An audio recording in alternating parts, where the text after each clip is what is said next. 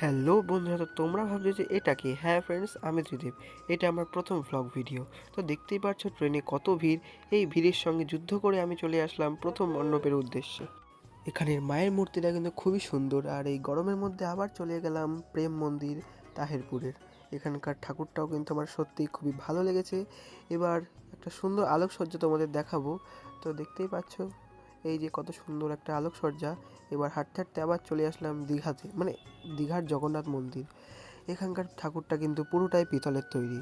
তো এবার সেই জায়গা যেখানে গঙ্গার জল আনা হয়েছে এনে সন্ধ্যা আরতি। সত্যি ফ্রেন্ডস, সত্যি সন্ধ্যা আরতিটা কিন্তু খুবই সুন্দর হচ্ছে এখানকার। তো এখানকার সন্ধ্যা আরতি মোটামুটি আমরা 10 মিনিট ধরে দেখেছিলাম। তো এরপরে চলে আসলাম মায়ের প্রতিমা দর্শনের জন্য। তো বহু বাধা বিপত্তি ও যুদ্ধের মাধ্যমে শেষ হলো আমাদের প্রতিমা দর্শন। তো আমার ভিডিওটি ভালো লাগলে একটা লাইক, সাবস্ক্রাইব আর কমেন্ট করতে ভুলবেন না। Bye bye.